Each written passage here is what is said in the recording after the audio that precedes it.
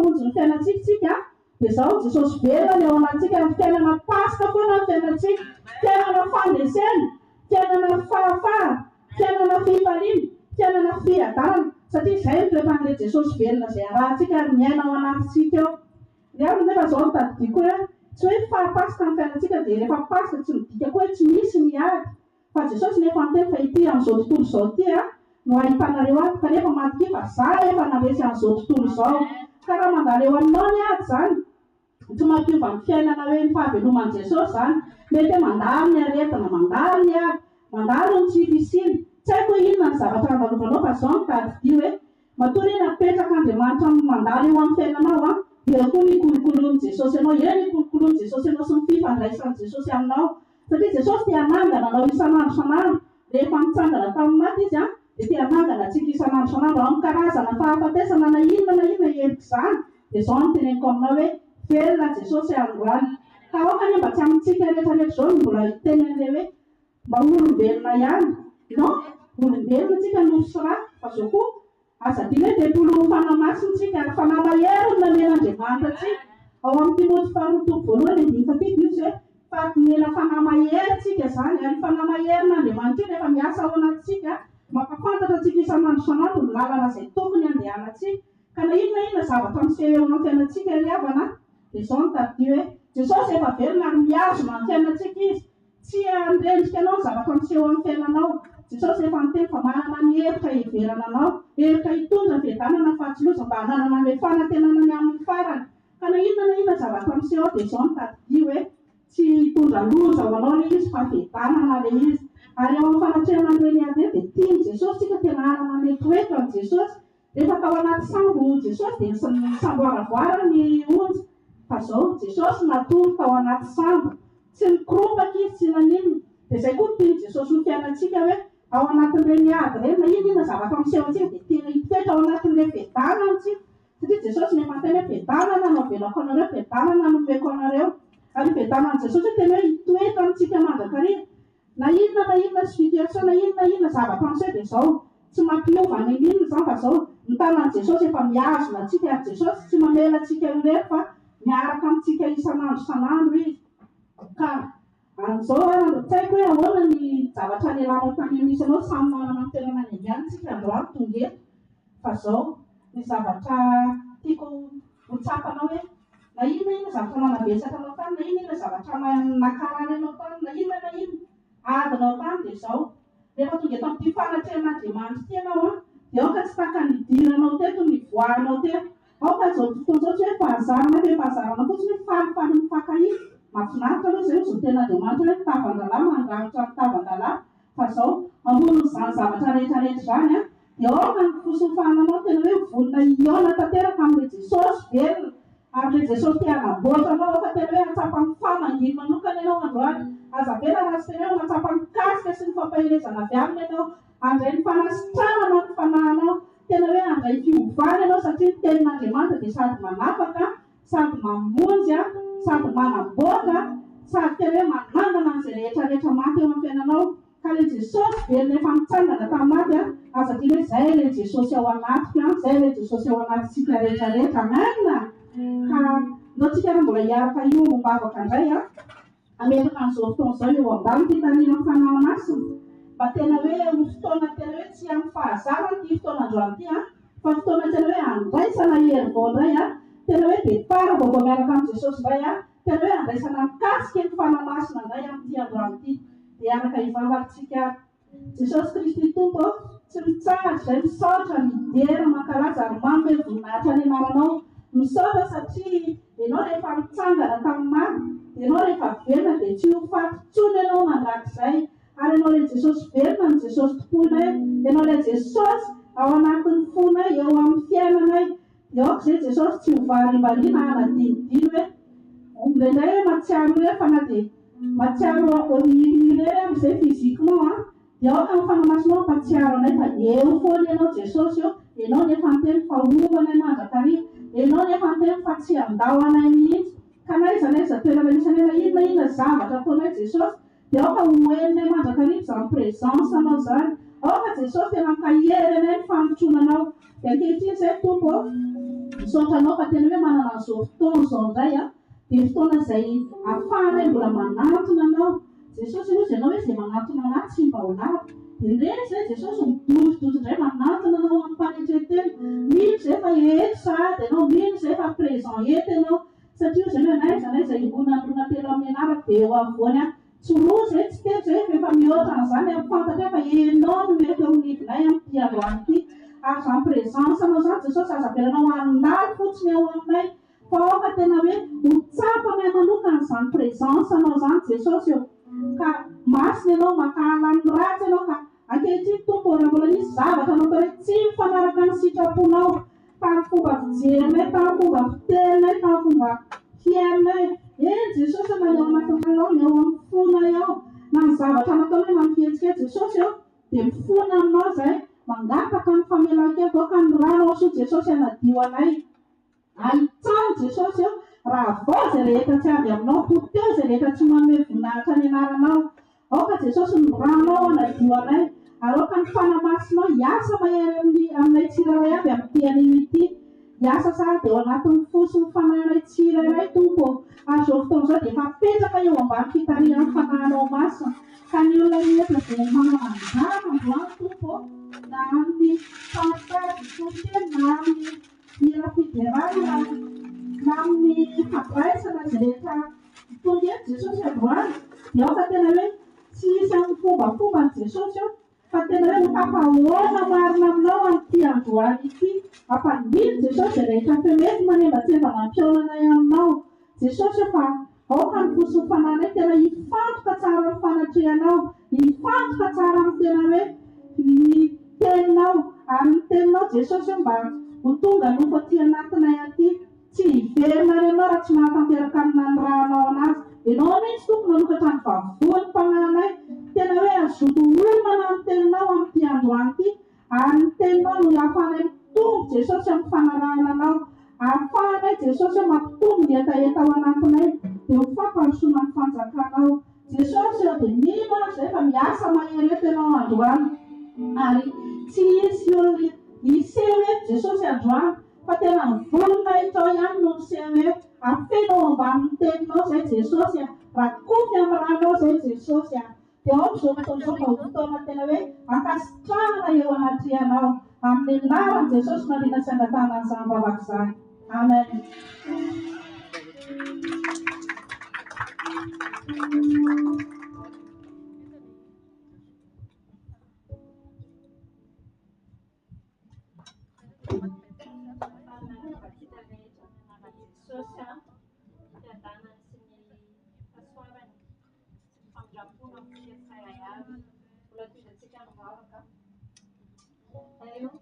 Sotranao fa mbola afaka manambara ny fahantsakanao iray. Sotra Jesosy ao ka ny fahamarinanao Jesosy ny voambary eto dia atao disponible amin'ny foniny tsirairay. Ao ka mba tena tsy hisy ny fahelelerenana rehetra tsy toetra eto amin'ity toerana ity Jesosy dia mandakainao eto anay sy ny toeranao fanahy masina amin'ny anaranao manatary zavavakana eo ka ny voninahitra dia ho anao ihany. Amen. Tenin'Andriamanitra angalana fahafatesana koa amintsika izany hitantsika ao amin'ny Mpanjaka faharoa toko fahaenina manomboka amin'ny vakina manomboka amin'ny andininy fahavalo dia abeotsika tohizana amin'ny andininy toko fahafito fa izao tsy ho vakina ilay izy fa lava be fa ny fanatrantsika dia manasanao anaraka anazy fa fitiniko izy ilay tantara ny sous-titre dia hoe ny nataon'ny Elisa hamonjenan'ny Israely tamin'izy nedin'ny Siriana. Izany hoe nisy firenena anankiroa miady zany dia ny Siriana sy Israeliana. Dia manana Elisa tao amin'ilay tamin'izay hoe taiza ny toerana ny Siriana rehefa fantatra izy zay dia mampamiraka mampilaza sy mampanjakany Israely Elisa hoe andreo azo makany amin'ny toerana io fa ao ny Siriana mianareo hoe hanafika anareo zany ao Siriana fazafako no toerana io. Tonga zany Elisa dia misy satseny tamin'ny fanavotana ny lalana Israely. Tonga izy dia nanao intervention voanaray an'ilay fahitana fa tsy misy fampiresahana akory tamin'ny mpanjaka fa tonga izy dia nandreniasana amampahaton'Andriamanitra azy. Eto zany tiany Jesosy atonavana amin'ny fifantarity dia hoe raiso ny andraikitrao. Novidiany Jesosy manokana zasenao ho fanavotana ny hafa. Tsy voatery ohatra ny tamin'ny hoe nataony tamin'ny Elisa no mety hoe hitondrana ny tompo anao fa zavatra sotra dia hoe misy tamin'ny Jesosy ao aminao matoa izy misafika anao dia andraisandraikitra amin'ny alalanao ny hanavotana ny fahan'olona maro. Dia ny tiany Jesosy lazaina koa dia hoe Andriamanitra miasa mahagaga salaky ny saina satria maneny raha ohatra tafidrantsika rehefa mankina ny tantara io dia rehefa misy dia fanavotana nataony Elisa izay dia tezitra tamin'ny mpanjakany tezitra zany mpanjakany Siriana tamin'ny intervention nataony Elisa dia nanafika ny zanaky Israely izy dia rehefa nanafika ny zanaky Israely izy misy Mosarely tena fahirana izy nagarin'ny tao amin'ny baiboly dia Mosarely zany ilay tanàna lafo be daholo ny anana fa natainy gouvernara izay lasa lafo be dia zavatra tsisy valeur lasa lafo be tamin'ny zavotsoa zany dia alaivavena tsy manam-poanina intsony ny olona dia mihinana zanaka tsy mamorona fa tena ao anaty baiboly zany hoe mihinana zanaka zany dia zanaka no vonoiny zanak'izy vavavy vonoiny hoe hohanina zareo ataon'izareo hohanina tena mafy be zany tamin'ny vanim-potoana zany tsy mbola misy zany hoe amin'ny fiainantsika ianao tsy mbola misy zany hoe mihinana zanaka zany dia tena hoe les situations zany tena hoe les situations extrême mihitsiny dia raha ohatra raha zavatra mitranga amin'ny fiainao sy amin'ny fiainanao amin'izao fotoana izao zany dia mbola tsy mafy noho izany hoe miaina ny zanaka Israely tamin'izany fotoana zany. Dikan'izany manana ianao fanantenana fa maninona mitranga dia mbola kely sy toy zavatra lalovanao io ary tsy ao anatin'io zavatra lalovanao io sakatry ny saina miainan'Andriamanitra sy miasan'Andriamanitra fa andaotsika isaky ny misy zavatra lalovana dia misaotra fotsiny ampalito fotsiny dia ampoaka. Amen.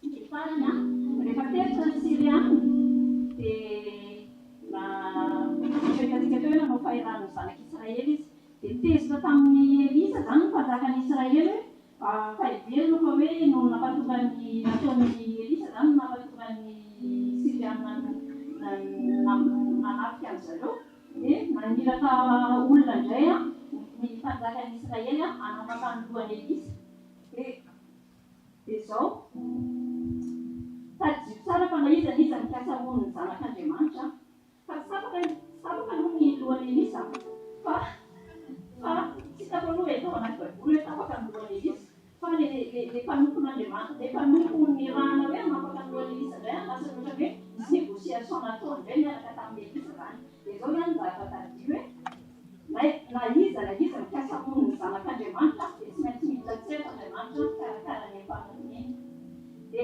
ilay olona nirano hanapaka ny lohan'ny Elisa tsy nahavitany amin'ny alahiny satria maneno satria rehefa tonga eo amin'ny fanafian'Andriamanitra fanatrian'ny mpanompon'Andriamanitra ny fahavalo dia tsy mahavita na inona na inona eo an'izay tsika senao tsy mahavita na inona na inona amin'ny fahavalo rehefa eo anatrehantsika fa na ilay fahavalo aza lasa nahazo teny faminaniana avy amin'ny Elisa indray dia mahafinaritra be rehefa raha ny tantara io avakeo fa rehefa miaro amin'ny mpanompon'Andriamanitra dia misy vokatra na ho an'ny fahavalo azy. Amen.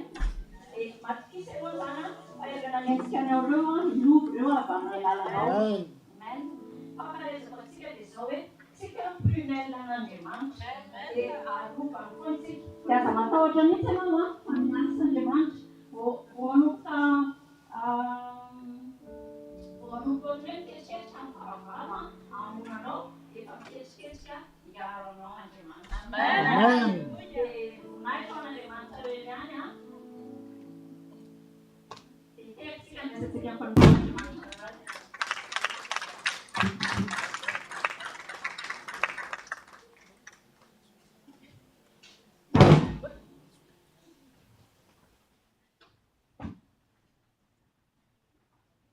Alléluia.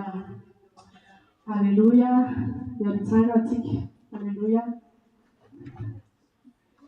Tenez-nous avec nous, oui, encore joyeuse Pâques. Amen. Amen. Fela Andriamanitra. Fela Andriamanitra politika ketika fela miaraka na maratsy fela Andriamanitra. Mandresy ny fahafatesany Jesosy dia tsika koa nataony mandoatra no fandresiaraka aminy amin'ny fotoana rehetrarehetra. Amen. Ohatran'ny teny taty voangy teo hoe si Dieu est pour nous, qui sera contre nous? Amen. Amen. Manana fanantenana velontsika eo amin'ny fiainantsika mandra-piavy Jesosy eny amin'ny ranolanitra. Amen. Iaraka ivavaka tsika aminy. Alléluia. Alléluia. Mankasitraka anao zay ray. Mankasitraka anao zay ny amin'izao fotoana tena hoe tondro anay izay tomanao anay eto amin'ny fanatrehanao. Ndrety izay ankohonana izay mivojenao. Hifaly eto amin'ny fanatrehanao miaraka izay hifaly. Satria izay mivojenao, satria izay manana ny fiainana ianao izay manana ny tsaraka dia manana ny fiainana mandrakizay. Dia noho izany fahamarinana izany Jesosy eo noho ny fandreseny, noho ny fahavelomanay ao aminao Jesosy Kristy dia ndrety izahay miaraka io tena hoe te hiberanao fotsiny izay, te hifaly fotsiny izay, te hanatra fanaty fideranao anao fotsiny izay androany, te hanatra fanaty fisaorana ao anao fotsiny izay androany. Alléluia. Alléluia. Ray sy voninahitra Jesosy. Amen. Alohan'ny fiderana dia araka maka Psaume 68 tsika. Psaume 68 verset 1 verset 10. Psaume 68 amenaran Jesosy. Chante pour le Dieu vainqueur. Dieu se lève, ses ennemis partent de tous côtés, ceux qui le détestent fuient devant lui. Comme la fumée disparaît, ils disparaissent. Comme la cire fond devant le feu, les gens mauvais meurent quand Dieu paraît. Mais ceux qui obéissent à Dieu se réjouissent. Ils dansent de joie devant lui. Chantez pour Dieu, jouez pour son nom. Ouvrez la route à celui qui avance sur son char des nuages. Son nom est le Seigneur. Dansez de joie devant lui. Dans sa maison très sainte, Dieu est un père pour les orphelins, un défenseur pour les veuves. Dieu donne une famille à ceux qui sont seuls. Il libère les prisonniers dans la joie, mais ceux qui refusent de lui obéir restent sur une terre sèche. Ô Dieu, tu es sorti devant ton peuple, tu as avancé devant le désert. À ce moment-là, la terre a tremblé, le ciel a versé tout son eau devant toi, Dieu du Sinaï devant toi, Dieu d'Israël. Ô Dieu, tu as fait tomber une pluie abondante et tu as rendu la vie à ton peuple sans force. Alléluia. Alléluia. Les Dieu se lève et ses ennemis dispersent. Amen.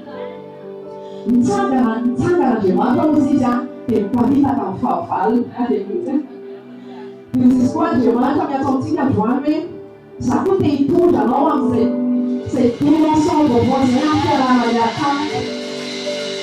cette dimension enfin tout dans la voisin satria ianao le zanak'Andriamanitra dia teny koa ianao mitsangana dia miparita ka mivavahana.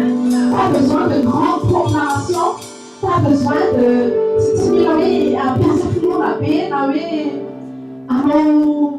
proclamation.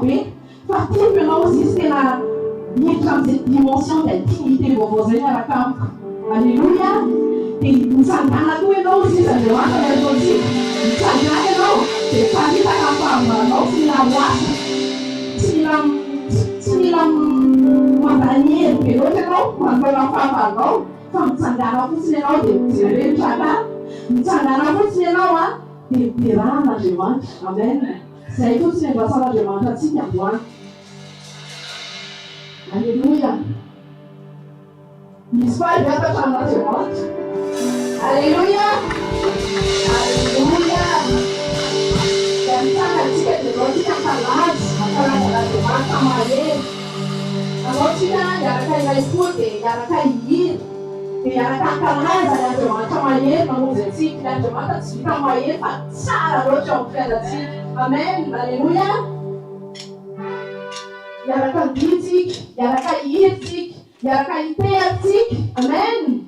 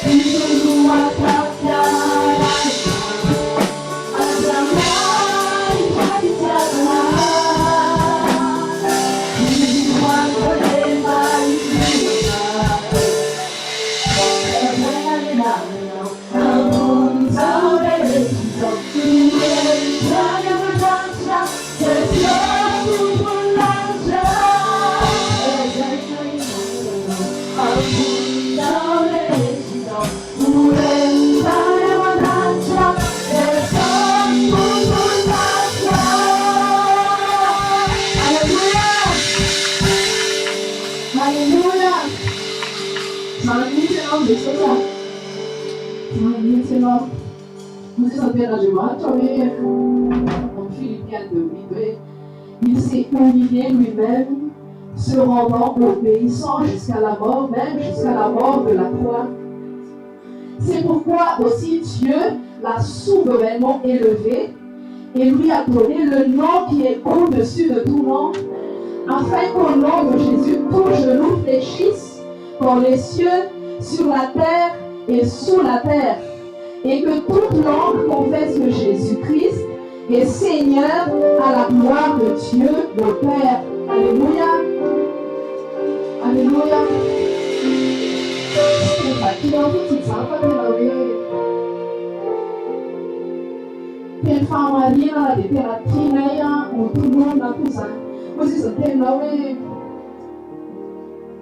Parce que je crois, alors je parle. Amen. Mille kusaya, tsabakini kina vavanay, satria mille.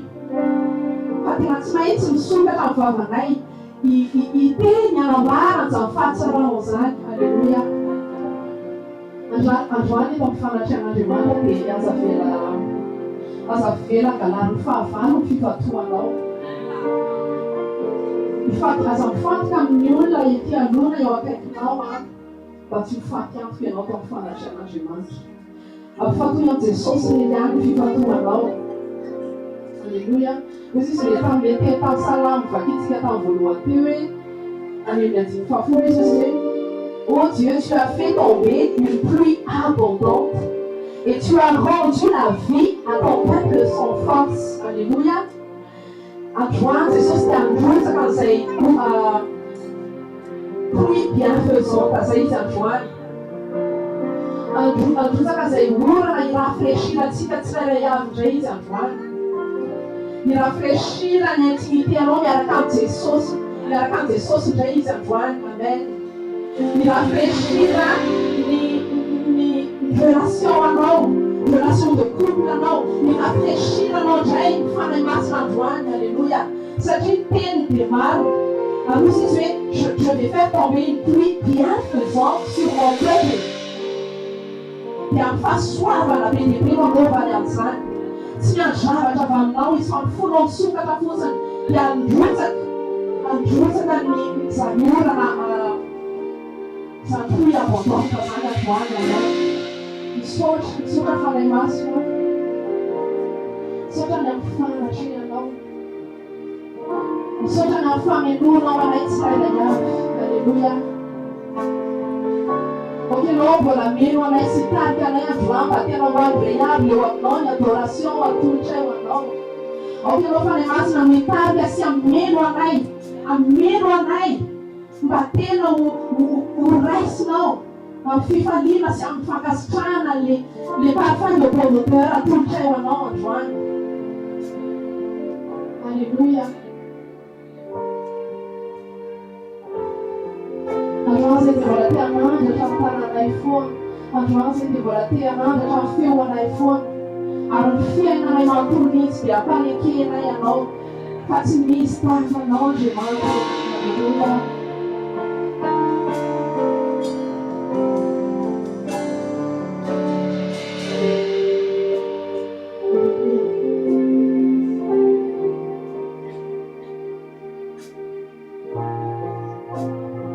Afaka hivezivezy ao izany voninahitran'Andriamanitra izany fiainao androany.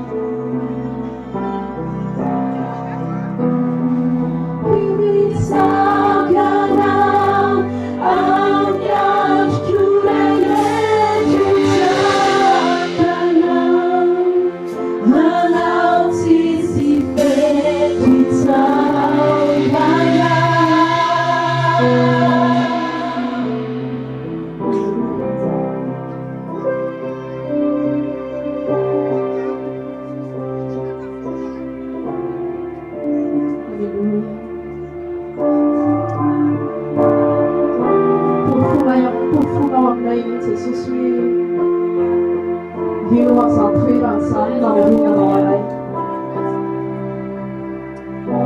Eu asani.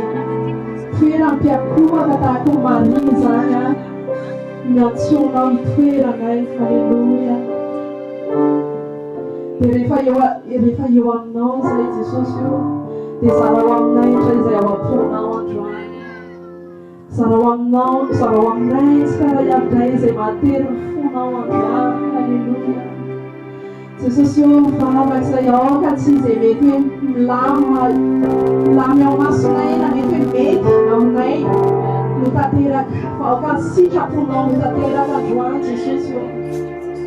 Aoka tsy zavatra ety androany, aoka tsy zavatra tanteraka androany, aoka tsy sitraponao leriany Jesosy io. Halleluja, manomboka hatramin'ny vavanay izay Jesosy dia aoka hidina eto mifanjakanao Jesosy io. Halleluja. Aoka ho tanteraka ao anatin'ny fiainanay tsirairay avy ny royaume-anao Jesosy Kristy io. Halleluja. Manomboka hatramin'ny vavanay izay androany dia ianao koa namparitaka izany fiainana izany amin'ny alalanay tsirairay avy. Halleluja. Tsy ankely izay fa hanomboka hatramin'ny vavanay izay hideranao dia ianao koa mampidina izany fiainana izany mba hahatonga izany fiainana izany hiparitaka amin'ny alalan'ny vavanay misokatra Jesosy io. Halleluja. Tsy hikombavy izay Jesosy satria mendrika loatra ianao. Mendrika loatra ianao Jesosy. Tsy hainay niangina Jesosy manoloana ny fahatsaranao. Tsy hainay niangina manoloana ny fahalebiazanao. Halleluja. Halleluja.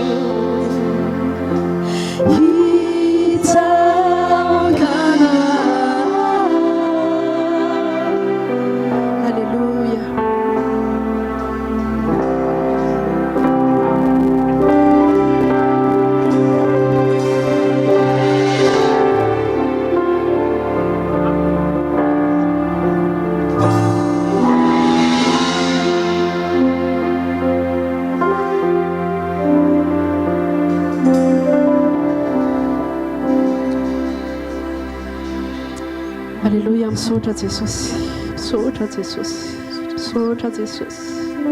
Misaotranao foana izay mandray ny fahafenona izay ataonao anatinay tsirairay avy izay androany. Halleluja.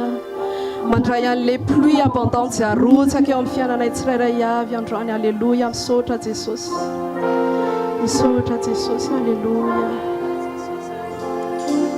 Averinay aminao voninahitra Jesosy. Averinay aminao voninahitra Jesosy Kristy fa ianao no mendrika andray an'izany. Halleluja. Ianao rery no mendrika andray an'izany. Halleluja.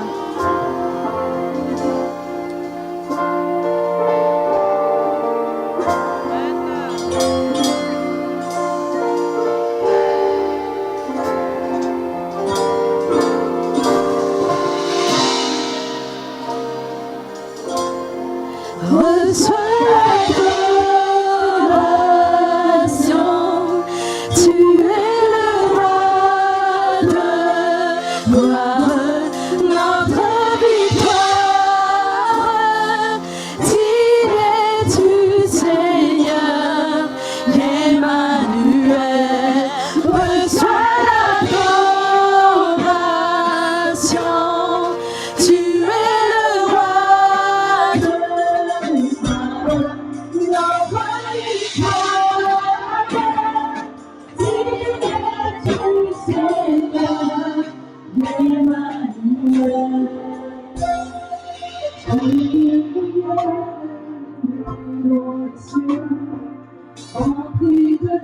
s'il te plaît. Envie de louange et de fleurs à l'éternité. Pourquoi quitter ce palais de bonheur pour un sentier de misère?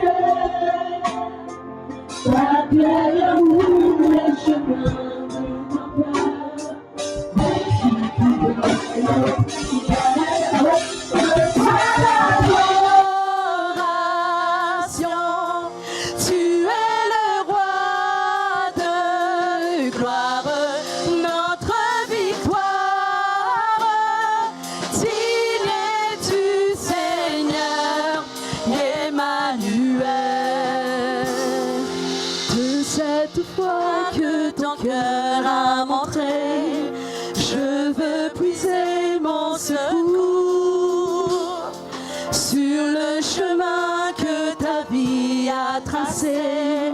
Je marcherai chaque jour. Garde mes yeux des attraits de ce grand-mère, garde-moi près de la croix. Pense le mouvement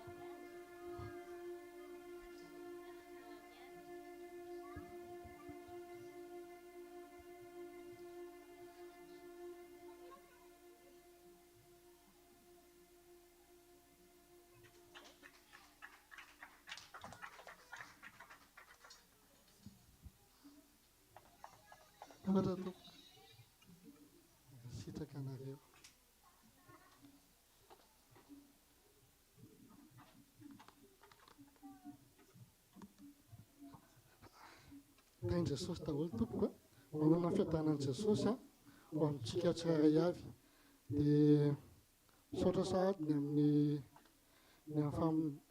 fitiavantsika tonga eto fanatrehan'Andriamanitra. Tsy zavatra anankiray no tiako zarena amintsika hoe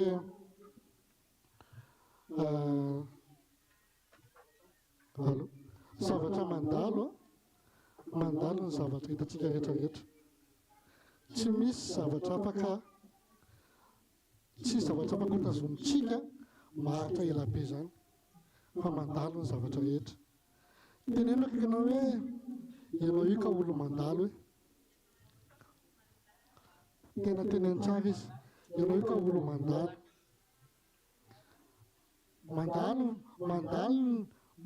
ny fatanorana, mandalo ny fahanterana ary mandalo koa ny fananana rehetra.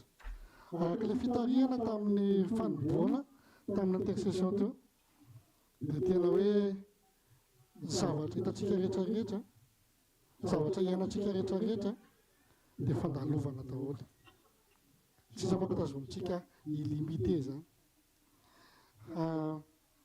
Fandalovana zavatra passager eo amintsika daholo reny. Teneniko ianao hoe faly miaraka zakazaka aminao manomboka androany. Dia zakazaka lompan'Andriamanitra. Amen. Dia manasanao tena hoe andaotsika andao hiaraka hivavaka. Hiaraka hivavaka tena hoe amangatra. Tena hiteny amintsika tsara fa ny masina fitaovana hitarika anao fotsiny fa tena hoe foko ataoko tena vonona andray anao. Foko tena vonona hiaino anao. Foko tena vonona hifankahita aminao.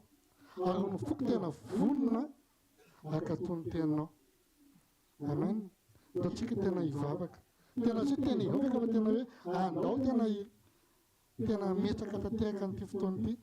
Tsy fotoana fotsiny mahazatra antsika dia vasabotsy dia eto indray. Fa andao tena hoe fotoana anankiray tsy verina intsony ao amin'ity 2024 ity. Na inona atao dia manam-pahaizana eo ty daty androany ity tsy verina intsony. Amin'ny herintaona ty lasa sety, lasa dimanche, lasa vendredi. Dikan'izany miova sady na ny andro azy. Fa andao tena androany tena ataovy tena hoe Jesosy te eona aminao za androany.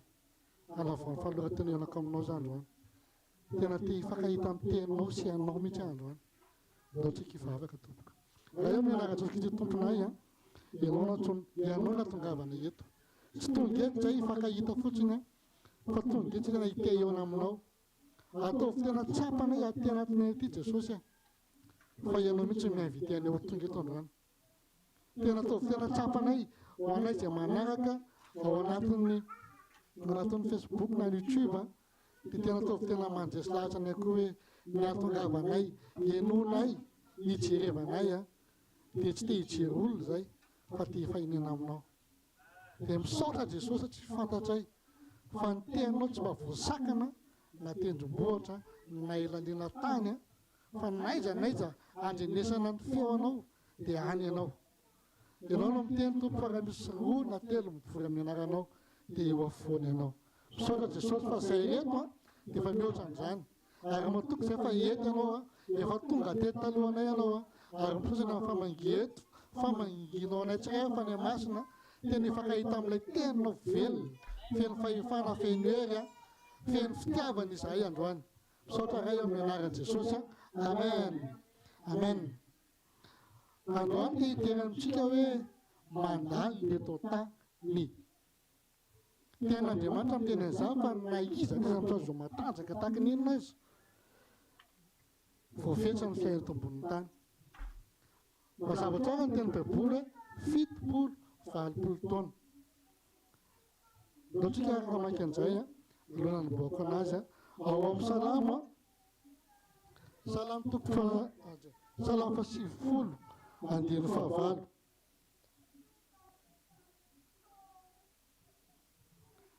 Salamo 7 andiny fahavalo azafady. Psaume 90 verset 10. Zao ny teny Jesosy hoe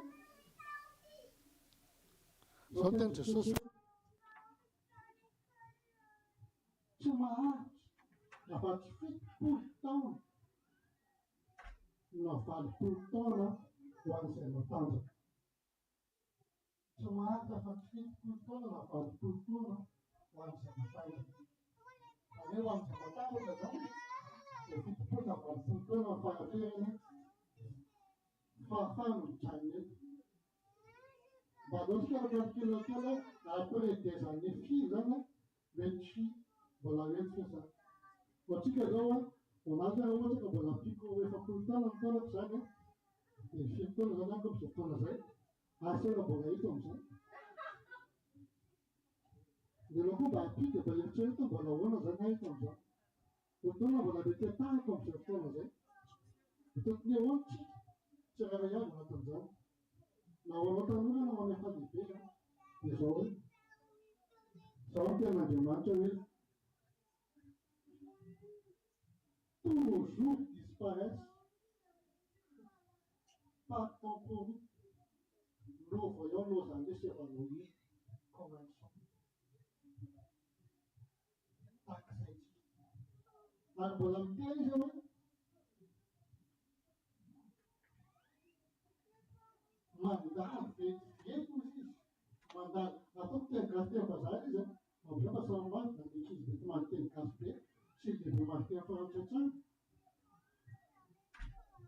mandalo vetivety koa zao fiainan'izao ary manidina ho any amin'ny faritsy ny fody izahay ka ry pasy eno no saovolo tady tsara havana fa ny fiainatsika tsiray avy ireo a tahaka ny savona daholo samy malala zavony samy malala brouillard daholo raha ohatra ka mandeha brouillard ianao ile brouillard iny ao anatiny ianao fa iny tsy mijanona foana io fa mandalo fotsiny dia ohatsy koa ny fiainatsika ka raha ohatra iza zany ka hoe mieritreritra fotsiny tsika feto am'tytany ty tsika na mieritreritsy nipetraka elabe dia zao ny atao raha fiaina azafady fa tsy hoento mandrakizay ianao manapataperana ary misy marijety ary ny ten'Andriamanitra hoe miary fotoana amin'Andriamanitra dia da iandro miary fotoana amin'olombela dia da iandro amin'Andriamanitra ary ny filatsika mpanao fitapon'Andriamanitra dia maritra mandrakizay ka izany ny fiangonana mitady tsara aza ny fandalovantsika dia tsy aritra mandrakizay limitentsika fa ny fiainatsika amin'Andriamanitra ny fanolorantsika tena ho an'Andriamanitra ny fandresendahantsika fa tena an'Andriamanitra izay no aritra ny fiainatsika mandrakizay ohatsy ny ahoana ny fitondratsika ny tenatsika ty tsy ataon'Andriamanitra hoe tempon'Andriamanitra ohatona fitondraky ny fisainako tsy tena sain'ny Kristy raha mijery olona raha mahita olona sain'ny Kristy hoe sasaidaty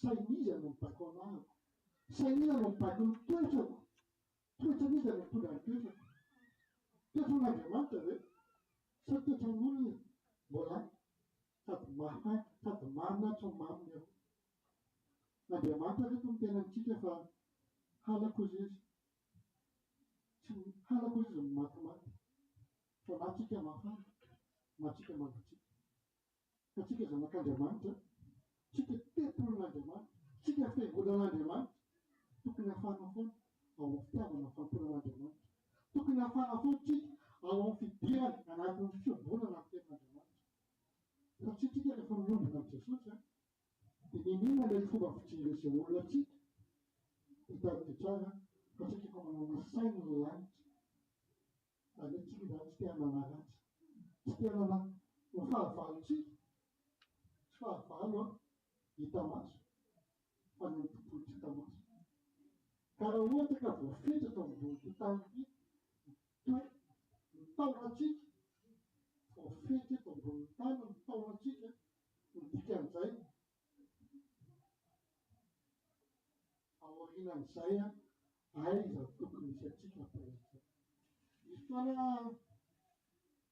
niarana sa tamina tany moa tamin'ny tonga teto dia misy raha izy niarana sa taminy zany izy tena nyteny mihitsy hoe lozy moi personnellement nentim-boako dia avany amina ratsako fa tena teneniko na ratsaka fa rehefa mandany izy fa saky mapetra ny teny amin'ny périphérique eo mivoay ana fa tsy nikeny izy za ohatsy avany tena avay eo izy za vao nandanitra tena nytenenina raha mbola miresaka zay lanitra ianao izy tsy miara-misatsontsika misy olona tsy mazaka zay famarina an'izay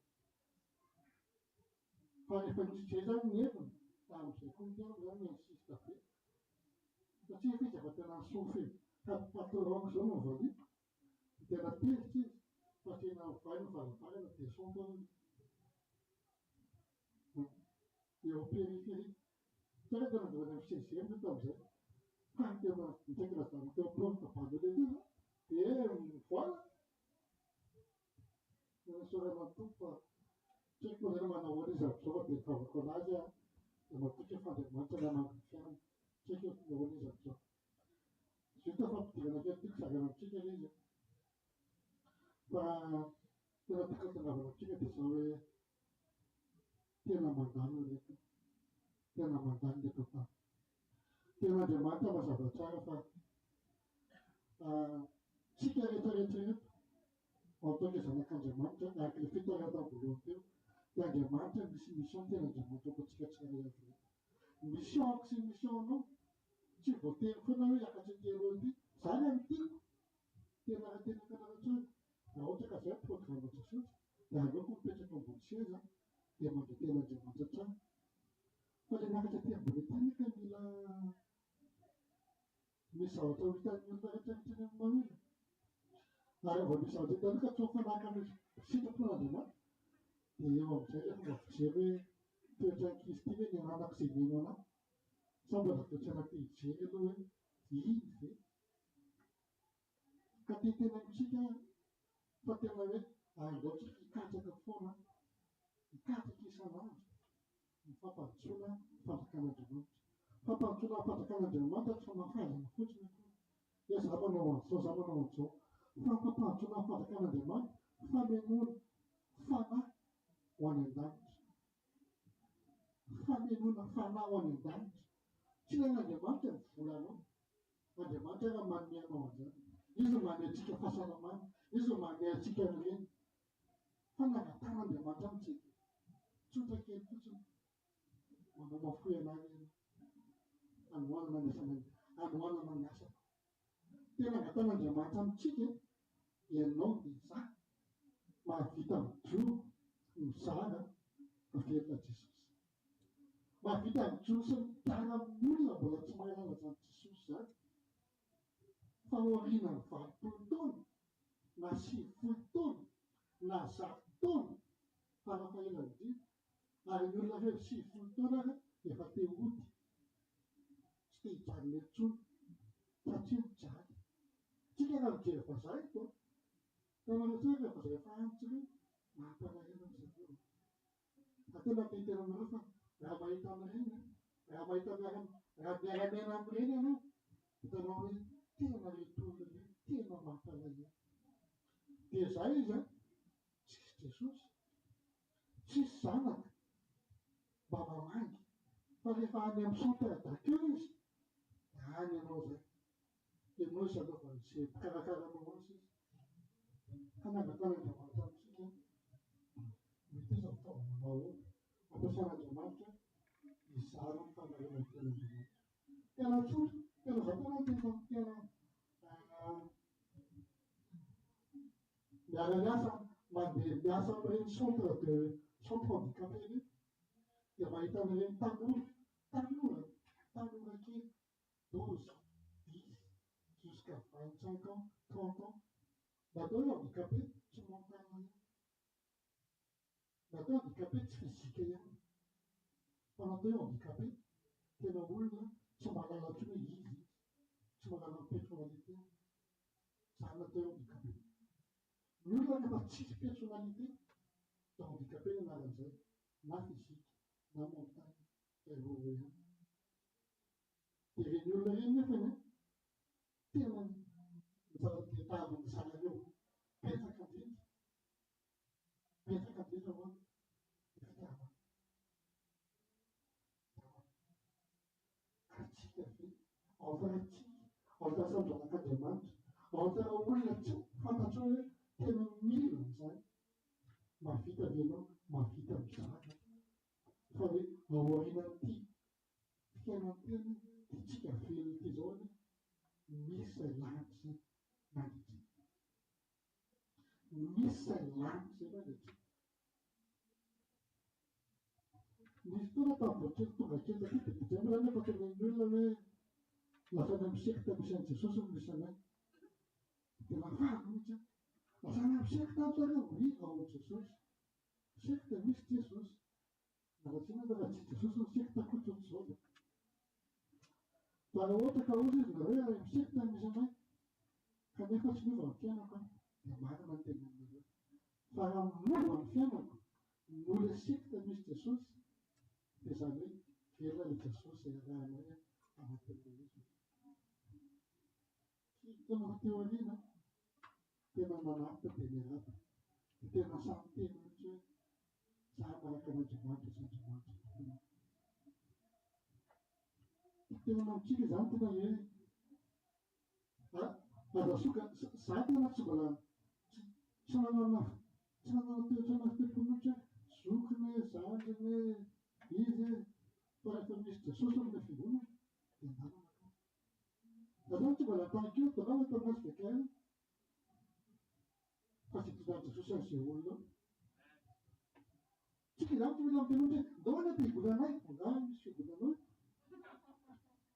ny fiangonanao moa ianao voalohany indrindra raha ohatra anao ka tena filahana tsara ny fiangonanao hoe any Jesosy ianao dia zay anao zany ny fiangonana tsika koa zany fikambanantsika koa mamianatra hoe fikambanana tempolin'Andriamanitra fa tsika samy tempolin'Andriamanitra daholo dia tsika koa nefa tian'Andriamanitra fa hitondra an'izay koa ho any amin'ny hafa misy olona ka tao milanao azany tena miteny amin'ity foana hoe misy olona dia ianao mihitsy ny tia izaran'izay Jesosy Kristy avy Nazareta milainao tsy fiangonana tsy pastery tsy anaran'olona ny anaran'i Jesosy ny anaran'i Jesosy any ny mpamonjy Jesosy reto ao maty tsika zao voaona vety hoe mbola zoesipaka indray satria pasika tsika isan'andro tsisy paka dia tamin'ny paka tena dia paka dia dimanche dia paka dia vita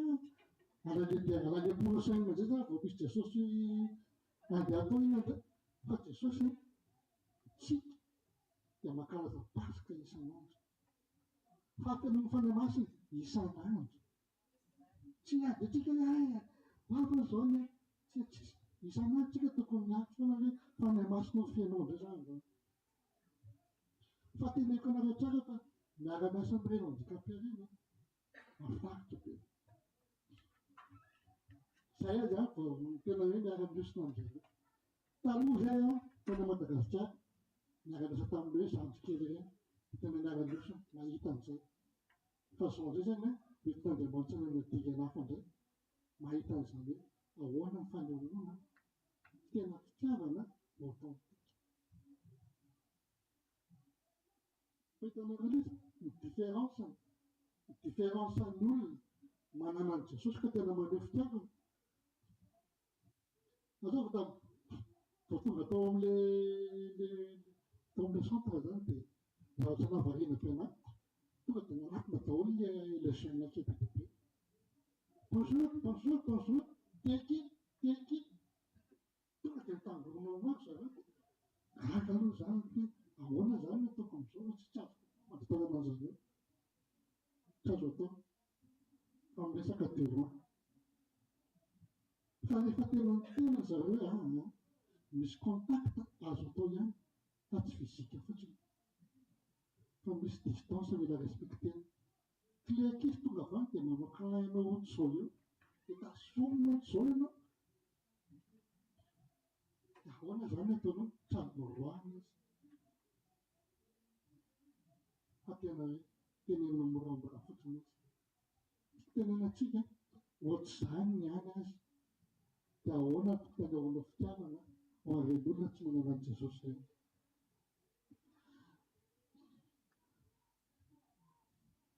misy zavatra tena mila fantaritsika isan'andro tandrema mila tandremana fa zavatra nahazo maty misy fotoana firaiketam-po amin'ny hafanana amina zavatra notre beauté c'est pas illimité. Toi tu dis que moi belle, moi beau, moi mignonne, moi je suis comme toi. Teneniko aminareo tsara fa misy fotoana ny sary zay tsika izy ny sary zay hoe après 45 ans ny olona 50 ans dia manao mikamy mideforme amin'izay ny endriny zany zany efa zay zay ny efa zay dia rehefa tonga tao amin'ilay mpianatra koa dia natady hoe lasitra nameny asiko ny zareo toi tu es encore jeune, toi tu es encore loin, toi tu es encore jeune, ouais, ok. Mais toi tu me donnes, on te donne 30, là ça te dit, même pas 35, 30 en trentaine. Voilà, donc, t'es bien que ça, j'ai 3 enfants, attends 5 ans.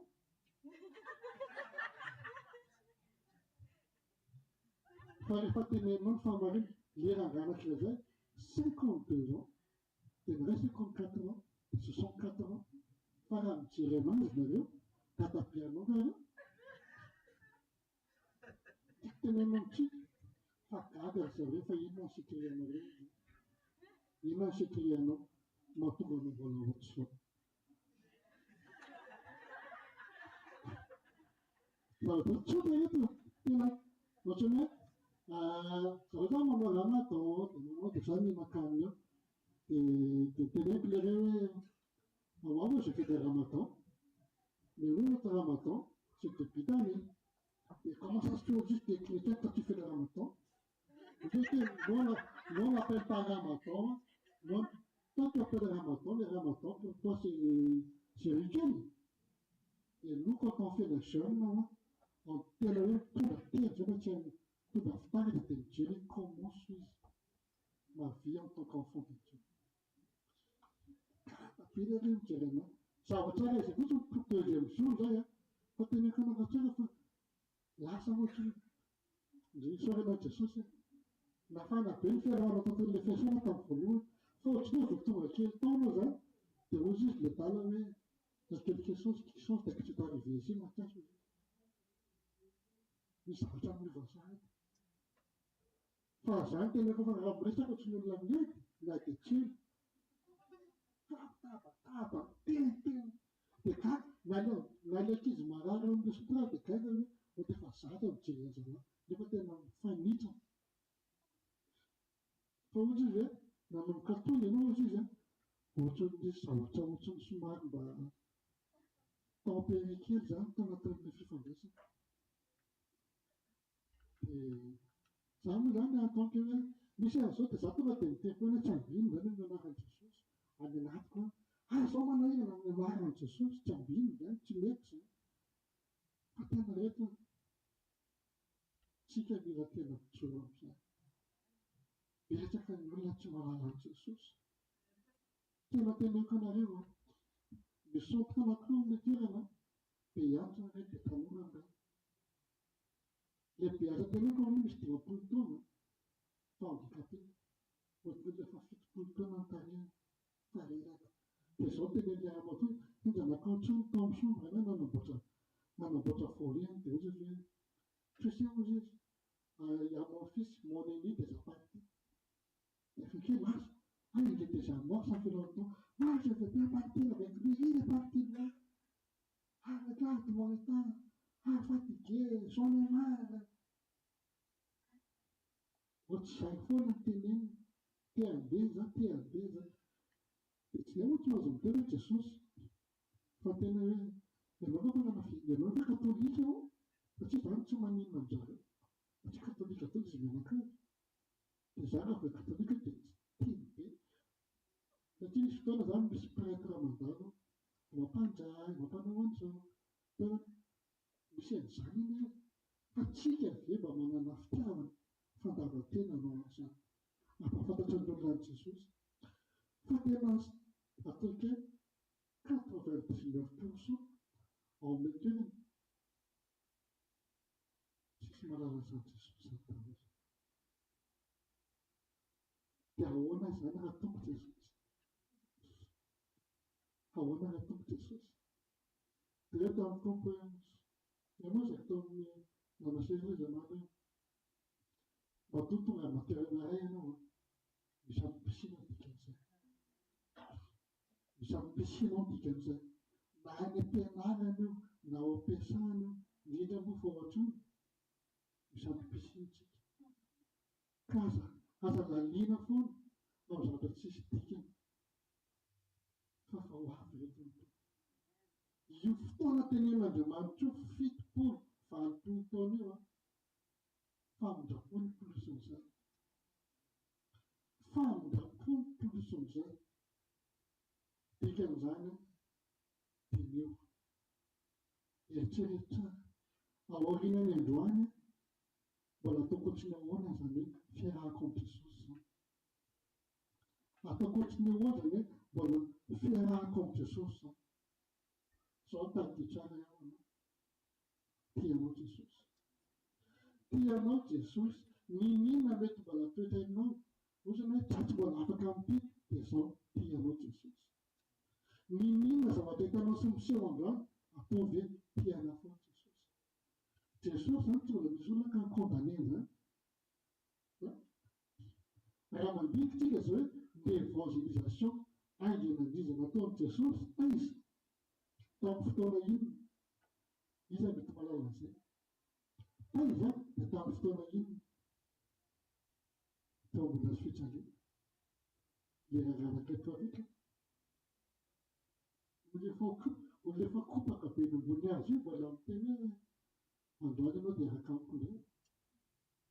Tsika mbola matandrika tsara zao. Profite bien de ta jeunesse pour parler de Jésus. Pas pour faire de n'importe quoi. Profite bien tout le temps que Dieu t'a donné encore pour ramener le temple de Jésus, pour faire son œuvre. Donc, misy zavatra tady tsara hoe Satana manakana foana. Satana manakana foana, manalavitra antsika foana. Tsy hiovana amin'ny tenin'Andriamanitra. Satana manao izay azony atao foana. Tsy ahafahanao fiambonana amin'izany fanahy masina izany. Satana manao izay tiana, manao izay azony atao mihitsy amin'izao ampivin'ny olona rehetra anatina convoitise, inona anatina olikana. Jerevitsara nefa betsaka ny rehetra. Misy fotoana nisy fiangonana sy eglizy ngeza be tany États-Unis zay. Dia namoaka reportage kely na jeune zany. Misy groupena jeune. Dia ino nataon'ilay jeune? Mandeha partage. Ino fa tsy atao amintsika tsisy an'izany intsony. Mandeha partage. Fa nataon'ireo ankizy ireo manao jeu dia mijery film. Manao jeu dia mijery film. Fa tsy eritreretiny zany fa tsisy mahita izy. Fa adinon'izy hoe misy caméra io amin'ny fiangonana ka mandeha ohatr'izao. Fa raha ohatra caméra concentrée dia mandeha hoe dia mahita nataon'ilay ankizy tsara ihany. Dia mandeha teny zany ilay pasteur be hoe ataovany amin'ny ankizy foana ny caméra mandritro ny fotoana rehetrarehetra. Dia tsara tao zareo. Vity izay nampibebahana izy rehetrarehetra. Fa tena caméra tsara. Fa ireo ankizy ireo nahavita réveil, nahavita ny centre dia tory tanatin'ny trompe-sa-partirany. Satria inona ny antsoin'i Jesosy anareo izy tsy hipetraka fotsiny ambony seza fa hizara tenin'Andriamanitra autour de vous. Nahavita ny tory teny am-pianarana, nahavita samy jiro amin'izay. Je suis enfant de Dieu. Nahavita ny teny, nahavita ny tsofa volombelona. Avelona Jesosy. Kanefa izany no mitandrony Satana amintsika tsara ihany. Sady mitandrony Satana izany dia mianala antsika anatin'ny fiarahantsika amin'Andriamanitra. Tsika sy ianareo sibla voalohany rehetra. Satana hoe tsy misibla dia fanahy intsony. Satana hoe dia tseky zany mbola mijery ilay mpandeha anaty bara na mpanao tseky mpanao inona ireny. Na mbola jery olona tsy mbola tsisy Jesosy mihitsy. Tsy mijery an'ireny izy. Fa tsika izao ny sibla voalohany rehetra. Atao fotsiny izay fotoana rehetrarehetra tsy ahafahana mihaona amin'i Jesosy. Raha ohatra ka connexion ny problème, ame connexion natao connecté foana ny téléphone-anao, ahafahanao mifandray amin'izay rehetrarehetra. Ahafahanao manao izay havarinanao, tsy hamaky baiboly, tsy hivavaka. Fidérana fotsiny mihira fotsiny, afaka mihira foana ianao. Fa ilay irenenao ve ahafahanao koa mifandray amin'Andriamanitra. Izany zavatra nahazo daholo izany. Tamin'ny fotoana tsaralany nefa alify. Rehetraka soa lehibe, manaraka iko izao, fa ny fiainana tsy nieritreritra izany mandrakizay izany mihitsy ka. Fa nety ihany fa fahandropon'Andriamanitra tamin'izany fotoana izany mbola tsy lasa tamin'izany. Fahalalasa tamin'izany dia mety tsy mifankalanitsika sy nareo tsy fantatrareo koa ny fiasika iza moa zany fa zao no ny fitiavan'i Jesosy dia tsika mifankalala eto dia mifanaraka eto. Dia za zany tia tena amintsika hoe tady tsara fa Jesosy na Jesosy azy nalainy Satana fanahy. Zao jerevantsika ianao Matthieu 3:4 Jesosy nalainy Satana fanahy. Inona no tenen'i Jesosy? Inona no tenen'ny Satana ny Jesosy? Jesosy vao mifabaka sy mifadianina dia tonga mipaka-fanahy nanampina an'i Jesosy. Zaho zao navaretanao dia tamin'ny maraina dia ohatry tamin'ny resaka hoe miaraka fandaharana tamin'ny maraina dia indray efa vao vita indray zany ity ny mesazy koa. Efa voazara daholo tamin'ny maraina. Fa na mivetra tokony ho zaraina dia efa voazara tamin'ny maraina daholo. Fa tsy miresaka tamin'ny ray aman-dreny fa dia fantany izy hoe fa teneniny daholo ny mivetra tokony teneniny rehetrarehetra. Raha asirako anareo oviana nanamboatra an'ity. Tamin'ny fotoana resaka tamin'ny parteriana hoe tsy afaka ho izy fahatovy. Mba navataka tamin'ny tompo inona Jesosy nombana. Dia ny tompo tonga dia ohatran'izay nanjary tamin'ny fotsiny zareo aloha voalohany. Izany tonga dia psaume 82 nameny Jesosy ana voalohany indrindra. Hoe mandalo. Mandalo. Ina ilay mandalo tsy azoko mihitsy. Fa rehefa nangataka tamin'ny tompo dia nazavainy kelikely amin'izay. Ny eto amin'ny tenin'Andriamanitra dia nazavainy tamiko hoe io fotoana rehetra eto ambonin'ny tany io dia fandalovana daholo. Jerevitara teo amin'ny Matthieu 4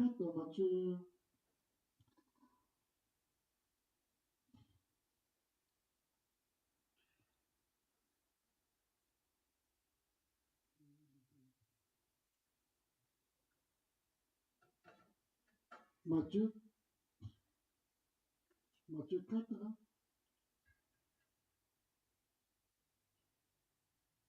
Matthieu 4 dia verset 3-4.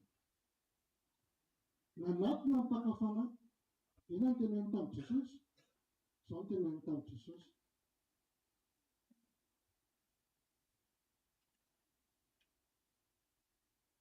Raha zanak'Andriamanitra ianao, iteneno io vato io ho tonga mofo. Raha zanak'Andriamanitra ianao, zanak'Andriamanitra ianao, dia hozy izy hoe teneno io vato io ho tonga mofo. Satana zany tsy manome inona. Izay dia teneniny tamin'ny maraina hoe tsy zavatra Satana tsisy afaka omena anao fa tsy vato. Vato zany teneniny taty tena teo hoe na inona zavatra mafy inona dia rehefa eo Jesosy tokony feno fiadanana antsika namafy azy. Za hoe teneniko aminareo hoe tsy fantatrareo izany. Tsisy talàna izay rehetrarehetra. Fa nandalo an'izany tena ady izany ka tamin'ny septembre juska tamin'ity faran'ny volana mars. Fa Jesosy no miapaka. Jesosy no manome. Jesosy no mipay facture rehetrarehetra. Septembre juska tamin'ny début mars fin mars. Jesosy no mipay an'izany. Tsy nangataka vola tamin'izy tamin'izy zany nangataka hoe aveo fa tsy ampitampy. Tsisy an'izany. Fa Jesosy rehetra miafaka sy mitovara ny zavatra izay ilaina rehetrarehetra. Tsy teneniko anareo rehetrarehetra fa afahana mandamaka teo amin'ny sekoly, ay izy mipetraka dia izy no mankaty. Dia ahoana na afahana mahavita pay an'izany. Fa Jesosy no manome an'izany. Mbola tsy tapaka teto angamba dia mianakaviko hoe tsy tonga teto. Fotoana fanatrehana.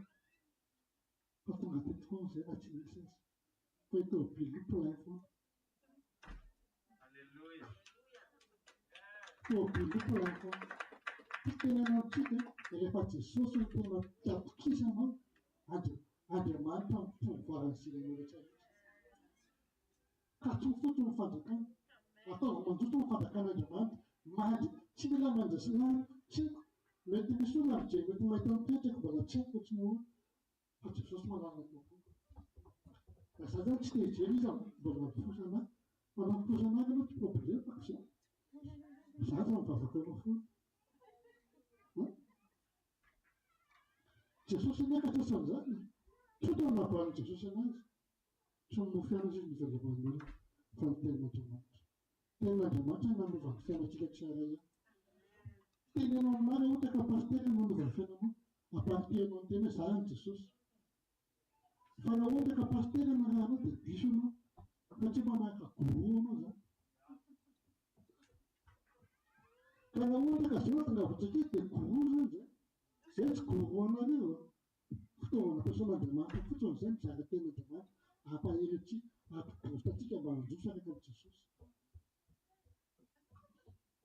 Fa raha ohatra ka zao travana hoe zay nafika an'izao oui, maneno tsy ho an'ny asokary, maneno tsy ho anay, fa maneno ho an'ny fanjakan'Andriamanitra. Ka ny fanomezana sy ny fanamanan'Andriamanitra dia manao zava-pandroso ny fanjakan'Andriamanitra. Satana manakana an'izany. Tia ny atao hoe ianao rasahirana. Tsy tapaka izay. Fa tatao ny fasahirana rehefa vakiana ny mihoatra foana azy. Tsy mieritreretina hoe tsisy dia vitanay izany tsy maninona fa ho an'i Jesosy. Izay olona tonga tao aminay ka ny tena mba afaka atao amin'izao ve? Fa izay mivadina loatra atsika manana an'izany jerena hoe rehefa misy dia rehefa. Izay ny ten'Andriamanitra, mipiray finoana aminao aloha izy. Tsika ilay anankiray fotsiny. Ary izay no tenako amin'ny ankizy foana hoe raha misy zavatra mafy azana afara. Ain'Andriamanitra atao ny zavatra rehetra. Tena firy-taona rehetra nahitana an'izany tena hoe fiarahana tamin'izay Jesosy izay. Fa tao tena mafy indrindra. Fa tena mafy tamiko ny 2023. Mafy tamiko ny 2023. Fa raha tsisy Jesosy, mety efa tany natitara ny hafarana. Mafy. Zareo mety tsy nahatsikaritra an'izany mihitsy izao. Fa sahako mitsoatry naniry be an'ahy Jesosy tamin'ny alina hoe tsy maintsy mizara amin'izay za. Fa tsy vita ilay izy.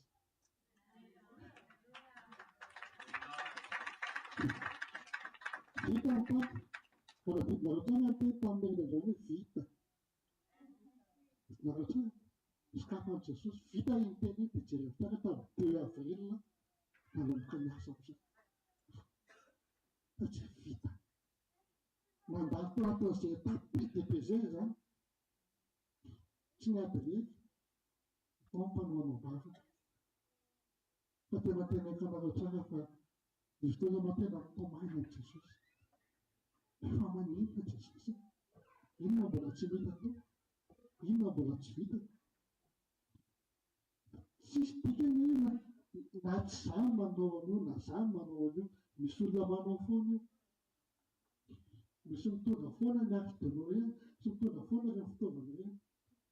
Fa matoa fitenin'i Jesosy dikan'izany, ianao ilay izany fitaovana. Ka manomboka androany tsika tsara ihany mety iza ho fitaovana ampiasain'Andriamanitra amin'ny toerana misy ianao. Aza mijery intsony hoe zany tena hainao io mety tena Andriamanitra tonga ianao. Hainao io. Andriamanitra mampavita manome antsika ny fahafahana rehetra mba hanao ny impossible mora possible. Satria tsika velona ilay Andriamanitra izay tompontsika, Andriamanitra grand J. Fa tsy Andriamanitra petit J akory. Ka raha ohatra ianao ka misy zavatra mety mahazo anao dia tadidi tsara. Velona Jesosy. Fa ny amaranako anazy dia ao Matthieu, Matthieu 24:35. Matthieu 24:35.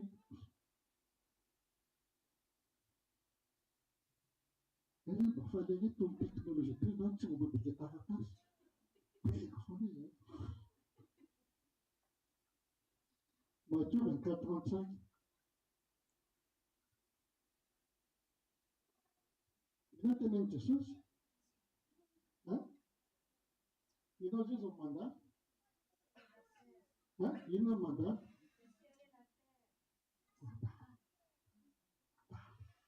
Mandalo. Tena hitanao hoe mandalo ianao io. Fa inona izy ny marika mandrakizay? Inona marika mandrakizay?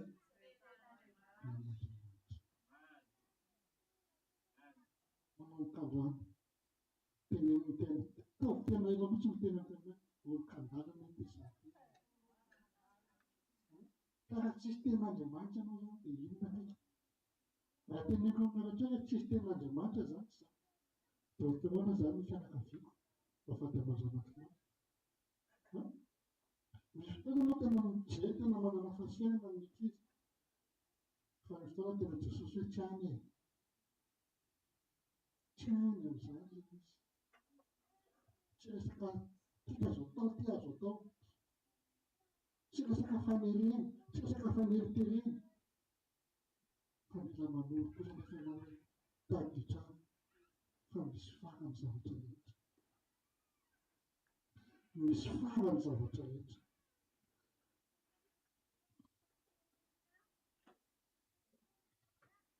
misy tena manasatsika isan'andro hoe misafidiana miaraka amin'ny Jesosy dia ho azo afaka ny mandrakizay anao misafidiana hiaraka amin'ny Jesosy isan'andro fa ho azo afaka ny mandrakizay anao misy zavatra mbola tsy vitanao dia zao hoe mangatahana fa any masina mbola tsy vita tena teneniko anareo tsara fa tsy teneny tena tsy miainako le izy fa mafy zany miaina anatiny any justice mafy ny miainana zany fa rehefa Andriamanitra no miteny hoe zakanao io dia atserako le izy fa rehefa miteny Jesosy hoe vita kosa dia vita le izy misy fotoana anao taon'Andriamanitra mandalo amin'ireny tetezana ireny miakatra voana mandalo loharano mandalo eny fa matoa taon'Andriamanitra mandalo amin'ireny dia misy fanomboana anao misy ten'Andriamanitra ampiakarana anao ka vonona ve ianao manao mikandroana fitaovana tsara hoe mandalo daholo rehetrarehetra reny rehefa manana ten'Andriamanitra tsika dia tsy maintsy mivoaka-pandresy foana tsy maintsy mpandresy olona tsisy ten'Andriamanitra reto no resy satria ilay mpanamerika miaraka amin'ny fona fa raha ilay olona mpanao ohatr'izao foana ny arahanao dia kivy ianao fa raha ilay olona minanina hoe vita izay ny ekena sarahana eo dafa voaoka ianao amen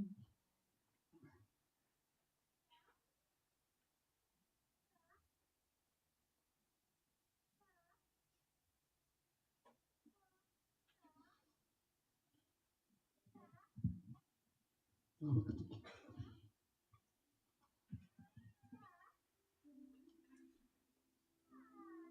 Jesosy misaotra izay amin'ny teny izay noentinao teto aminay androany saotra fa ianao no miteny Jesosy fa fitaovana fotsiny mpanampinaona fitaovana fotsiny izay tsiray avy ireo nampiasainao aneo ny voninahim-pianaranao aneo zay fa Andriamanitra magaly ianao maneo zay fa hainao atao ny zavatra rehetra tsy misy zavatra any Jesosy ka tsy vitanao na izy tena mahalaky tao anaty laforo azy na rovanao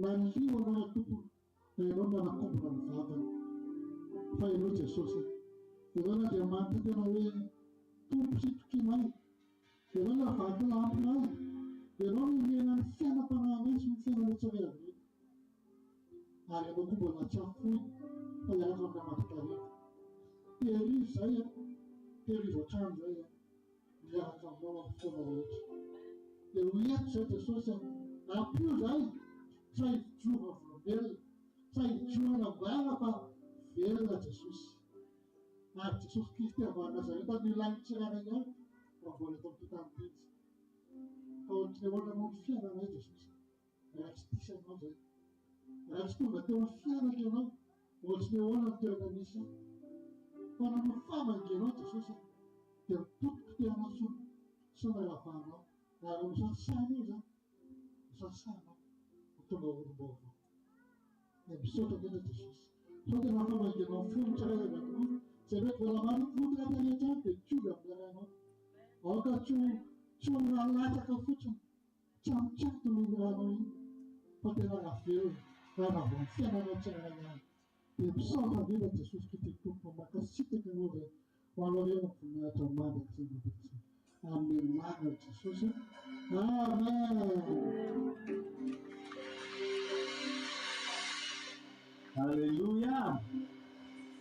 Alléluia. Qui a été béni par la parole de Dieu aujourd'hui? Alléluia. Celui qui a la parole de Dieu, c'est celui-là qui dit Dieu éternellement. Amen. Les désirs de la terre passent, mais la parole de Dieu dure éternellement. Amen. Alléluia. Est-ce qu'on peut se lever tous ensemble? J'invite les responsables à partager la Sainte Seine, s'il vous plaît.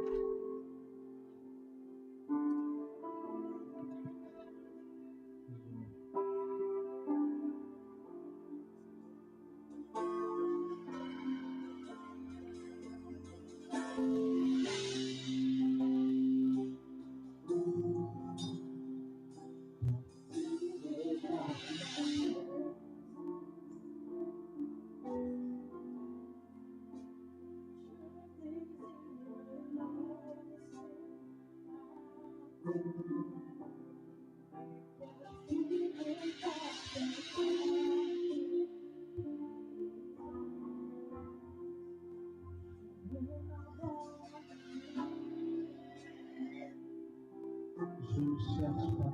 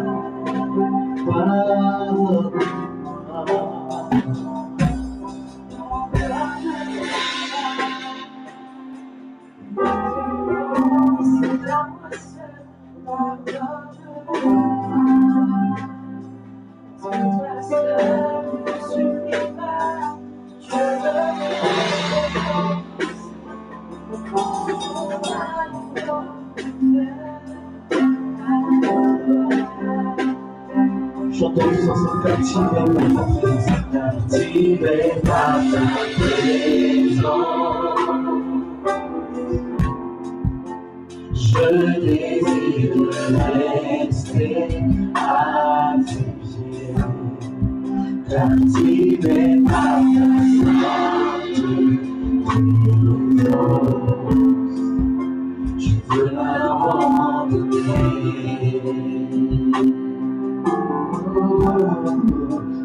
Je cherche ta main, tu ne me dois rien, tu m'as comblé. Au-delà de ce que tu peux faire, je veux ton bien.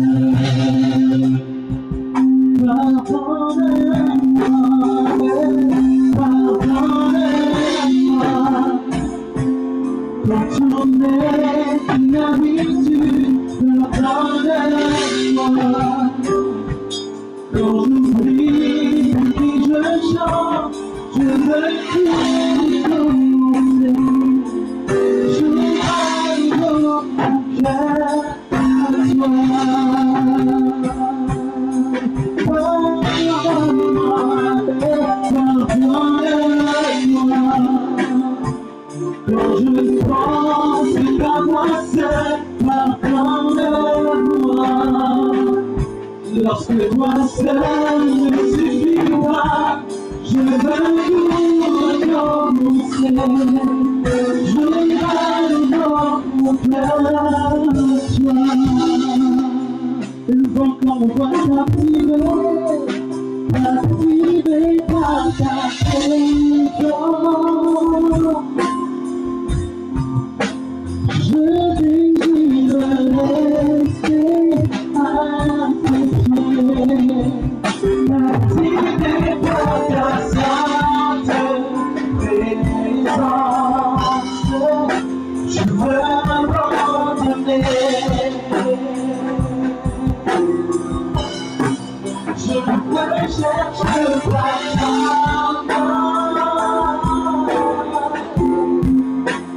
tu ne peux pas, tu m'as trouvé.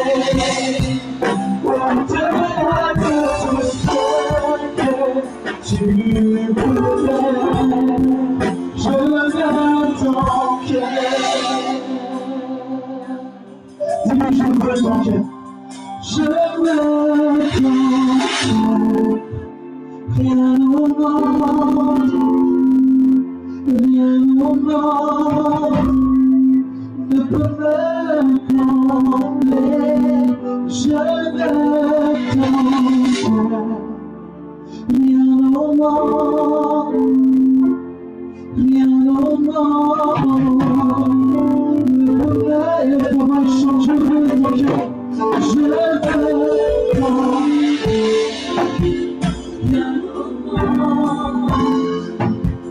rien au monde ne peut me combler. Je veux ton rien au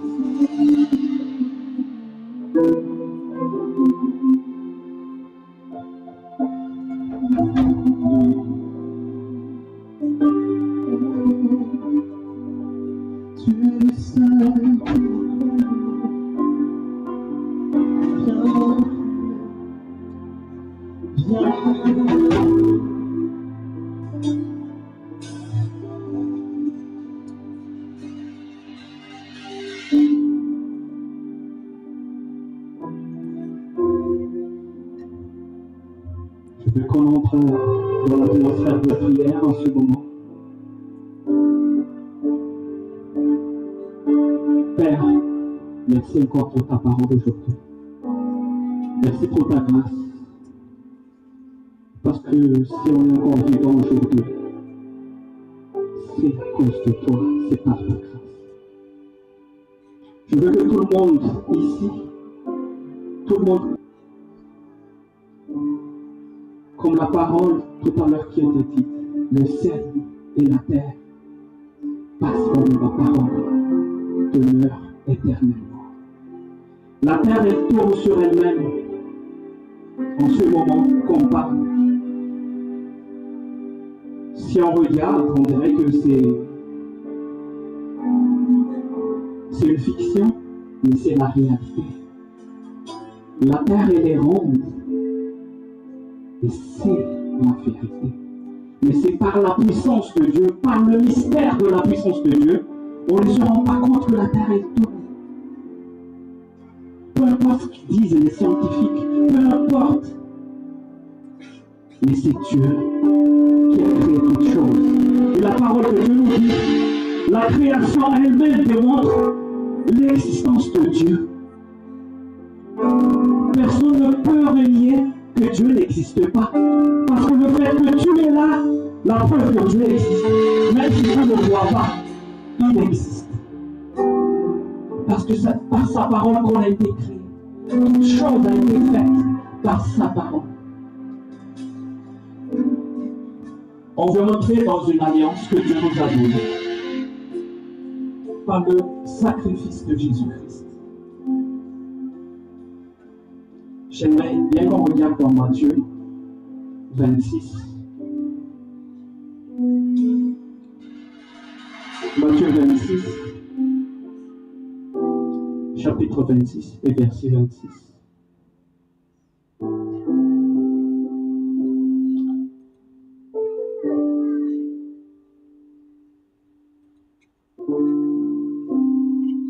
Versets 26 et 27.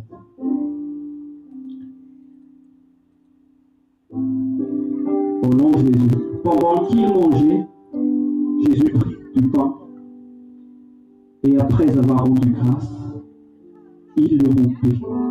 Regarde, Jésus a pris le pain, il l'a rompu. Comme ça. Pourquoi il a rompu le pain? Je vous demande la question. Pourquoi il a rompu le pain? Est-ce que quelqu'un peut me donner une réponse? Pourquoi Jésus a rompu le pain comme ça? C'est son image par son corps qui va être brisé sur la croix. C'est le pain. En fait, le pain là, c'est rien. Et c'est juste une image. Toute chose que Dieu a dit qui s'extériorise, il y a un sens spirituel. Et j'aimerais bien qu'on en entre aujourd'hui, pas dans une routine, pas dans un rituel religieux, fouba. J'aimerais bien que chacun de nous ici ait une révélation de ce pain-là. C'est pas ce pain-là qui est important, le pain que là. Dis à votre voisin, touche-le un petit peu. Maintenant, on va entrer. On va manger un repas solide. C'est fini le lait spirituel. Dis à ton voisin. C'est fini. On va vraiment entrer en profondeur le sens du pain. Le pain, ça représente Jésus. Le pain là, vous voyez, il y a quelqu'un qui a une croix ici. Par exemple, c'est la croix. Des fois, quand on regarde un film d'horreur, vous voyez, il y a le prêtre avec une croix comme ça. Et on dirait que c'est la croix qui a une puissance, mais c'est faux. C'est pas quelque chose qu'on voit. Des fois, il y a des témoignages qui disent qu'après avoir mangé ça, il y a une guérison. C'est vrai, c'est pas faux. Mais il faut avoir une révélation. Pourquoi il y a une manifestation? Pourquoi on mange le pain? Pourquoi? Il y a quelque chose. Et le pain représente la parole de Dieu. Parce que Jésus a dit, l'homme ne mange pas du pain seulement, mais toute parole qui sort de la bouche de Dieu. Le vrai pain que Jésus a donné, Jésus lui-même, c'est la parole de Dieu. Parce que dans Jean 1:1, c'est la parole qui fait chair. Et Jésus a dit, voici mon corps. Quand il a pris le pain, ça représente la parole de Dieu. C'est pas le pain là qui est important, mais c'est la parole de Dieu qu'on peut manger. Une fois Jésus a dit, j'ai mangé une nourriture. Ma nourriture, c'est de faire la volonté de Dieu. Quand les disciples sont venus faire des courses, il a demandé à Jésus, avec la femme samaritaine à l'époque, qu'est-ce que Jésus a fait? Et Jésus a dit, j'ai mangé une nourriture de faire la volonté de Dieu. Aujourd'hui, si on mange ce pain-là, c'est pour accomplir la volonté de Dieu dans ta vie. Dis à ton voisin, c'est pour accomplir la volonté de Dieu dans ta vie. C'est quoi la volonté de Dieu dans ta vie? Qu'est-ce que Jésus a fait? Et regarde ton voisin, c'est pour te pardonner. Et pour le pardonner. C'est ça la volonté de Dieu. Pour nous pardonner par son sang, par son sacrifice. Et si tu manges ça, il faut que tu pardonnes aussi les autres. Ça veut dire que quand tu manges le pardon de Dieu, la parole de Dieu, il faut que tu pardonnes. Si quelqu'un qui ne veut pas pardonner, ça ne sert à rien de manger ça. Je vous le dis. Si tu choisis de manger ça, c'est que tu vas accomplir la volonté de Dieu de pardonner. de marcher avec amour, comme ce qui a été prêché tout à l'heure. C'est ça la volonté de Dieu. Ce n'est pas de venir ici à l'église. Ce n'est pas de donner des offrandes. Ce n'est pas ça la volonté de Dieu. Mais la volonté de Dieu, parce que tu manifestes l'amour de Dieu. Là où tu passes, tu manifestes le parfum de Christ par le pardon. Le pasteur Lise tout à l'heure a dit, parle de Jésus. Parlons de Jésus, parlons le pardon de Jésus. Pas que Jésus te guérisse, pas Jésus fait ceci, fait cela. C'est pas mauvais ça. C'est la nature de Dieu de faire des miracles. Mais est-ce que tu pardonnes? Est-ce que tu marches dans l'amour? C'est ça l'évangélisation. Parler de Jésus, c'est pas la peine de parler de Jésus n'importe où, mais manifeste-toi par ton caractère. Manifeste par ton humilité. Manifeste par ton pardon. Je veux que si on mange ça aujourd'hui, je vous donne un commandement comme Jésus a dit, aimez-vous les uns les autres. Pardonnez ce qui vous offense. Quand vous sortez d'ici, si vous sentez dans votre cœur que quelqu'un vous sentez à l'intérieur de vous, que vous avez un lourdeur par rapport à quelqu'un que vous n'arrivez pas à pardonner, sache que vous êtes déjà pardonné par Christ. Personne ici n'est pas juste devant Dieu, même moi. Mais j'ai été justifié gratuitement par le sang de Jésus. Ne fais pas la Sainte comme une idolâtrie. Que quand je mange ça, après ça y est, c'est bon. C'est pas ça. Quand tu manges ça, Dieu te demande que tu pardonnes parce qu'il t'a pardonné. Il a été brisé. Ça montre que Jésus a été mort pour toi. Il a été crucifié. Il t'a racheté. Il a été meurtri pour toi. Prends le temps. Réfléchis bien. Et décide de pardonner comme Jésus a pardonné tes péchés.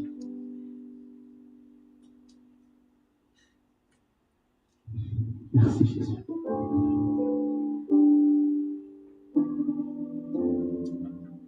Merci Jésus. Aujourd'hui Jésus, si on sort d'ici, on manifeste le parfum du pardon. Si on sort d'ici, entre nous, pardonnons les uns et les autres. Sinon c'est une perte de temps. Et c'est une perte aussi que Jésus était mort pour toi. Pardonnons. On a reçu gratuitement le pardon. Et partageons le pardon gratuitement aussi. Prenons le sang de Jésus, le sang de la grâce. Sache, si on pardonne, c'est pour Christ. C'est pas pour nous rendre gloire. Il faut toujours être humble. Si on était applaudi par rapport à notre entourage, que toi tu es spécial, que pourquoi tu es humble comme ça, rends grâce à Jésus parce que c'est pas à cause de moi, c'est pas à cause de toi, c'est à cause du sacrifice, c'est à cause du sang. Tout ça c'est par la grâce de Jésus. Quand on fait la volonté de Dieu, rendons à Jésus la gloire. Ne retiens pas la gloire, mais rendez à Jésus. Parce que c'est lui qui l'a fait. C'est son sang qui a été versé. Ce n'est pas le sang de l'église. Ce n'est pas le sang du pasteur, comme qui a été prêché tout à l'heure. Mais c'est le sang de Jésus-Christ. Rendons gloire à Jésus. Prenez le sang et remerciez le Seigneur. Établis une alliance avec Jésus aujourd'hui, que Jésus, quand je sors de là, je pardonne. Je décide de pardonner. Quand je sors de là, je décide de manifester ton amour. C'est ça la parole de Dieu. Le reste, c'est des services sur le gâteau. Mais le gâteau, c'est le pardon et l'amour. Amen. Merci Père. Vous pouvez aussi avancer pour faire les offrandes. Sachez, même si vous n'avez pas, c'est pas grave. L'essentiel aujourd'hui, c'est manifester l'amour de Dieu. C'est l'offrande que Dieu veut. C'est pas ton argent. Mais quand tu décides aujourd'hui de manifester le caractère de Christ. Amen.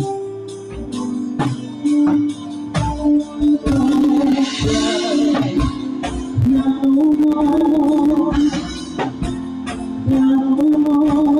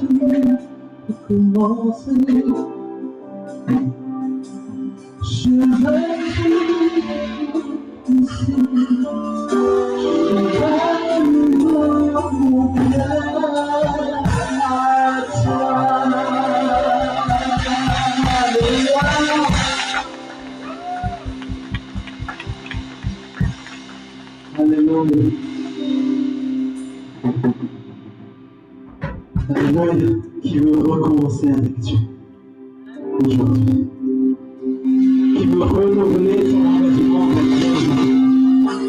Amen. Amen. Alléluia.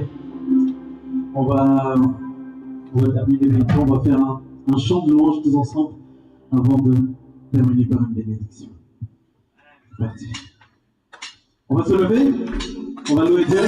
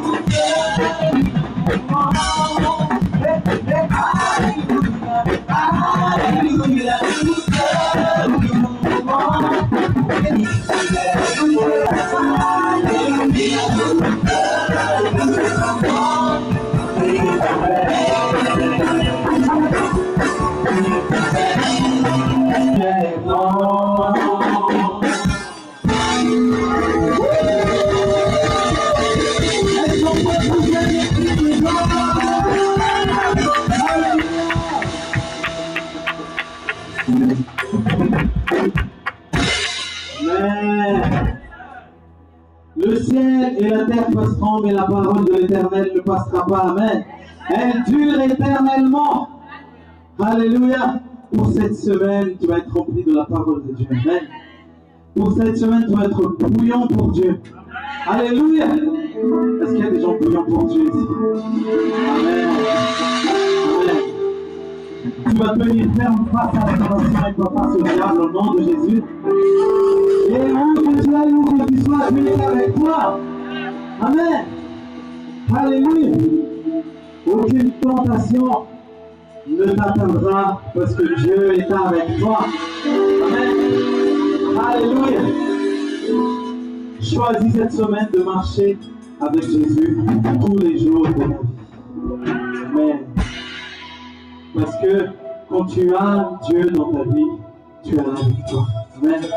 La victoire t'appartient pendant cette semaine et pour toute ta vie au nom de Jésus. Alléluia. Amen. Alléluia. Que l'Éternel vous garde et vous bénisse. Qu'il élève sa face sur vous, qu'il fasse luire sa face sur vous. Alléluia. Qu'il élève sa face sur vous et qu'il vous donne sa paix.